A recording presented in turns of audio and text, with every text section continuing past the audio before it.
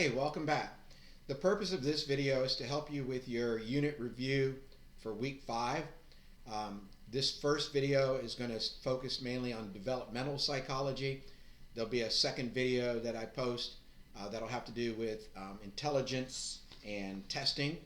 And then I'll also post a couple of crash course videos that, like in previous weeks, you can use to complete the unit review. So developmental psychology is the branch of psychology that studies how humans change from conception to death, right? And so one of the ways that, or there's 3 different ways that psychologists study the differences in humans from one age to another. The first one is called longitudinal. A longitudinal study is basically a case study, that is to say, studying one or a small group of people, one person or a small group, over a very long period of time. Longitudinal, long period of time, like sometimes an entire lifetime, right? So these studies are, they're helpful because you are going to learn a lot about a particular individual or a small group, but you can't always generalize to lots of people, and they're not practical. It can take an entire lifetime. So most of the research done in this field is done by a technique called cross-sequential. Or before we get to cross-sequential, let's do cross-sectional. A cross-section is exactly what you think it is. It's a little bit of this and a little bit of that and a little bit of the other. So in a cross-sectional study, a psychologist will have 2-year-olds, 4-year-olds, and 8-year-olds. And she can study these kids over a period of just a few hours and make some comparisons. What can 4-year-olds do that 2-year-olds can't? And what can 8-year-olds do that 4-year-olds can't? How are they different? Now, if you want to go even more in depth and get this same benefits from a longitudinal study and put them into cross-sectional, then you would take the 2-year-olds, 4-year-olds, and 8-year-olds, and after you study them for a few hours, you would bring them back in a couple of years, and then perhaps again a couple of years later. This is called a sequential design or a cross-sequential design. So longitudinal, one group or a small group over many, many years, all the way up to a lifetime. Cross-sectional, several different age groups, all together, one study, one and done. Sequential or cross-sequential, more than one age group, study them once, study them again a couple years later, and then perhaps a couple years after that, sequential. These are the main ways that developmental psychologists learn to distinguish how we change behavior and thinking as we grow older. You need to know about the prenatal environment, right? And first of all, remember that the prenatal environment, that is what happens to you in the womb, what happens to a developing human in the womb, is nurture. It's not nature. Nature only refers to genetics. Once the sperm has fertilized the egg and the genetic code, the DNA, is set, that's it for nature. Everything else that happens in the mother's womb, the prenatal environment, is nurture. So when the sperm fertilizes the egg, the term for this is conception, and what you have is a zygote. A zygote is a fertilized egg. And for 2 weeks, this fertilized egg is not attached in the womb. Rather, it's floating and looking for a good place to attach and develop. And this 2-week period is called the germinal period. So zygote, 0 to 2 weeks, germinal period, fertilized egg. At 2 weeks, then the fertilized egg is embedded in the mother's womb, and now it starts to take on the characteristics of a human being. The little arms and legs develop. More importantly, the major organs start to develop during this time. And so this period, called the embryonic period, the developing child from 2 weeks to 8 weeks, is an embryo. This is the most vulnerable period. It's sometimes called a critical period because the child is most susceptible, most vulnerable to things like alcohol, drugs, diseases. These things that we're going to learn are called teratogens. And then finally, by 8 weeks, all these major organs are present and still developing, and they're going to continue to develop until the child is able to survive outside the womb. Somewhere in the middle of this fetal period, between 8 and 40 weeks, the child is capable of surviving outside the womb. Obviously, the closer it gets to the 40 weeks, the more, the easier it will be for the child to breathe and do all the things necessary outside the womb. But many children are born, before that, even prematurely, and we have the ability, we have the resources to help them develop into perfectly normal children after that.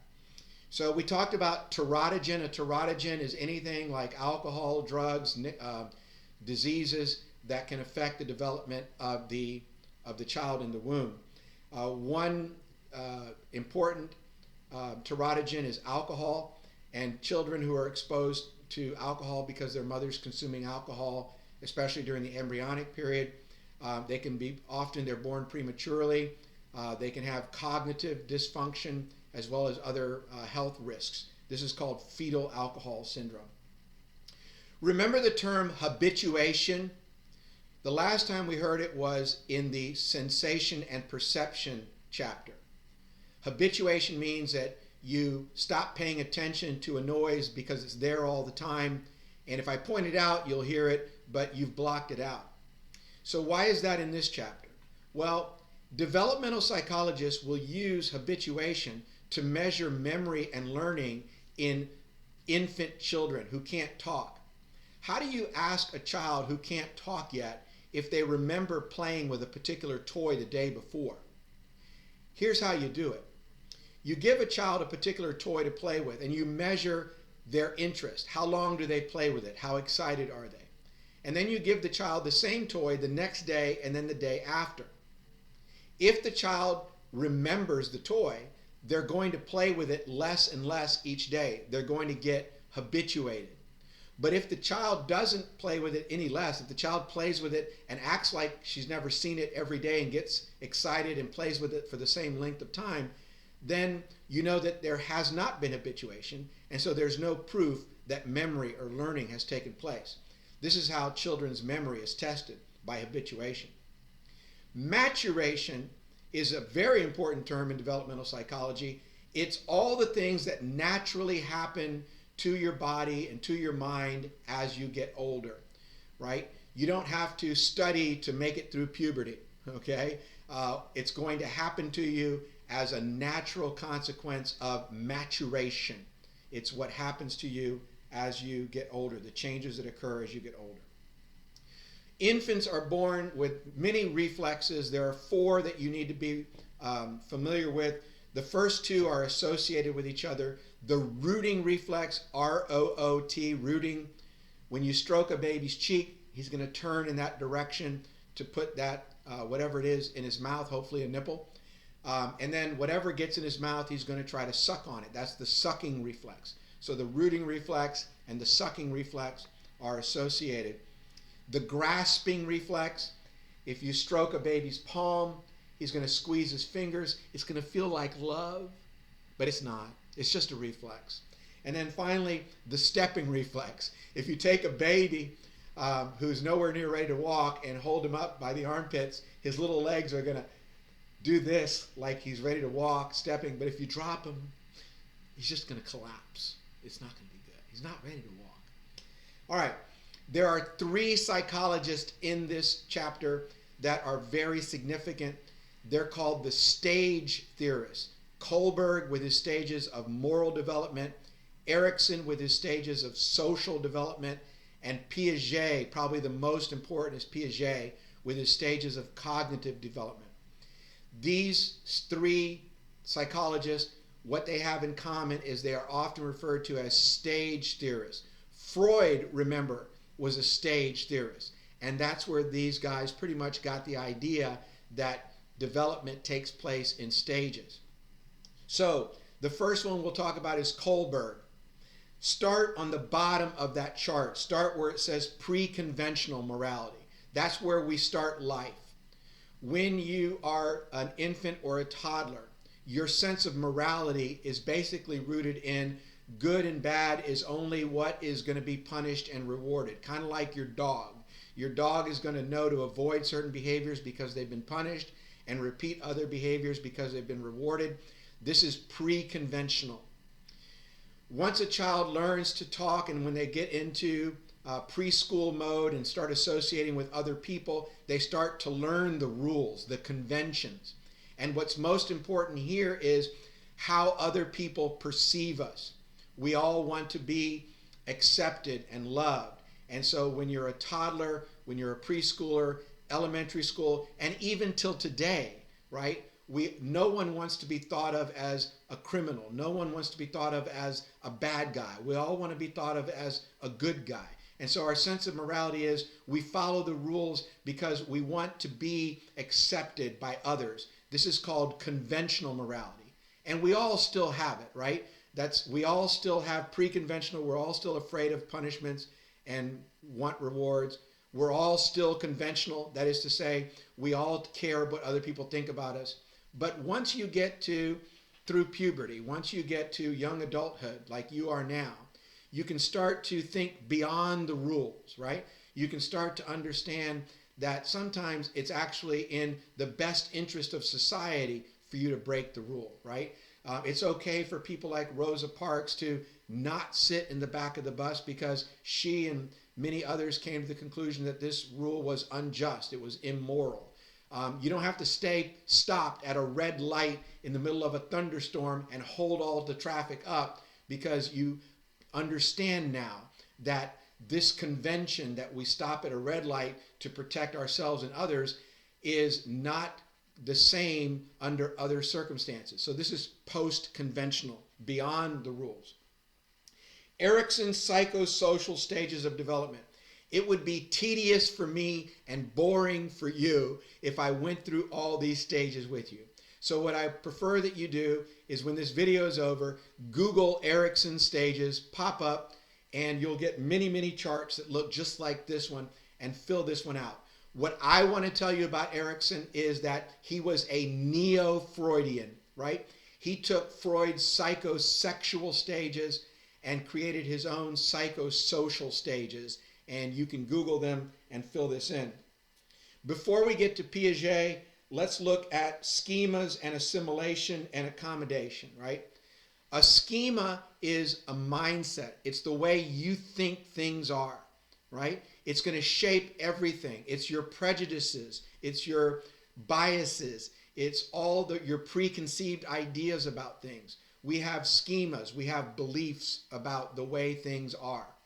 And so let's say, for example, that you are a big Obama fan or a big Trump fan and you voted for this person. And then you learn some new information that is going to be critical of your candidate, the person that you voted for, the person that you subscribe to. The first thing you're going to do is you're going to assimilate, right? You're not going to stop loving Obama and all of a sudden hate him, or stop loving Trump and all of a sudden hate him. You're going to somehow rationalize, assimilate this contrary critical information so that you can maintain your belief system.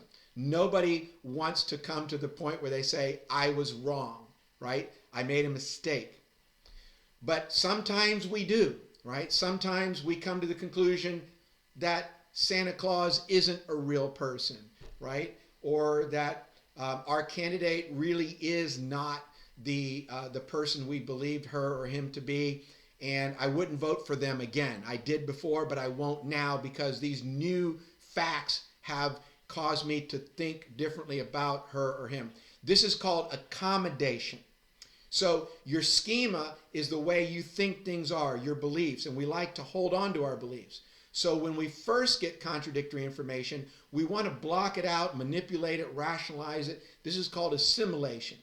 But under certain circumstances, especially if you're a mature thinking person and you are able to be self-critical and objective. We sometimes have to admit that we were wrong about the way we believed about things and accept new information. This is accommodation. Now let's move on to Jean Piaget, probably the most important of the three stage theorists is Jean Piaget. So sensory motor, right? Sensory motor. When you're first born, you don't think thoughts. You think feelings. You feel things. You don't think things. You have no language. You have no experience. So you are just a feeling, sensing organism. You put things in your mouth because the receptors in your mouth are sensitive, and you can understand the world better by putting it in your mouth than by looking at it, right? So this is called sensory motor. As soon as a child learns to, by the way, during the sensory motor period, the one skill a child does develop is object permanence. By about 6 months to a year, a child learns to keep looking for something even when it's hidden. Before that, a child has no way of knowing that something it can't see still exists. And this explains why some children have severe stranger anxiety when their parents leave them with a babysitter and go out the door. To some respects, to an infant, this is if the parent has disappeared forever. But about 6 months to a year, children learn to keep looking for something even when it's hidden. This is called object permanence. When a child learns to speak, this is a game changer for thinking, because now they can think with language. And they're going to go from sensory motor to pre-operational. Their thinking is fantasy, right? It's pretend play. All a 2-year-old really wants to do is play make-believe. For a 2-year-old, Santa Claus and a princess from a Disney film are just as real as mommy and granddaddy. And so it's all about pretend play. During pre-operational stage, children are egocentric. That is to say, they lack something called theory of mind. They can't imagine what somebody else is thinking or feeling. If you ask a 2-year-old what mommy wants for Christmas, she might say a doll, because that's what the child wants. So theory of mind is the ability to imagine what somebody else is thinking. And during pre-operational stage, children are just developing that ability. So they lack theory of mind. They tend to suffer from centration. That is, they focus on one aspect of an object and block out everything else. And so the final one that they suffer from is irreversibility. A child is unable to imagine something, some process going backwards. Remember in class I showed you this little girl, and there were 5 coins side by side, a row of 5 and a row of 5. And she was asked, do they have the same, or does one have more? She said they have the same. But then the psychologist spread one row out, and the child said, now this one has more. Why? 2 reasons. Number 1, she was centrated. She was centrated on the length rather than the number. And number 2, she was incapable of reversing the process. The psychologist spread them out, so in her mind she couldn't put them back. Irreversibility. Once a child can do those things, then they're thinking logically. They're ready for school. They're 5, 6, 7 years old, and now they're in the concrete operational period. The concrete operation period is 5, 6, 7, 8 years old, and now they understand logical concepts like conservation of mass and mathematical transformation, mathematical formulas, and things like reversibility. Lastly, when a child gets to middle school, definitely by the time they're in high school, they can finally think abstractly, right? They can finally ponder hypothetical situations that a concrete operations, a kid in first and second grade can't imagine a world that has different rules to it or different circumstances. And by the time you get to teenage years, you can. So formal operations is all the above plus abstract thinking. Lastly, a couple of other things. I'm going to stop with Vygotsky, and then I'm going to pick up Harry Harlow at the beginning of the next video because we're already at the 20-minute mark. Vygotsky developed a concept called scaffolding. I'm going to do scaffolding first. Scaffolding is when a child learns something by getting assistance until they can do it themselves, right? I think about my granddaughter just took the training wheels off of her bike. Training wheels are an example of scaffolding. When you first rode your bike, it had scaffolding, so you could ride it, but you needed the training wheels to hold you up. Then your parents took off the training wheels and they kind of ran along with you and held you. And then finally they let go. So scaffolding is giving a child enough help so they can do something and then reducing the amount of help until they can do it on their own. That thing that a child can almost do but still needs a little bit of help to do, the things that fit in that category are called the zone of proximal development. The zone of proximal development are those things that a kid can almost do, but they still need a little bit of help. All right, I'm going to pause this video here to take a break, and then we're going to pick up with attachment, and then finish up with intelligence and testing.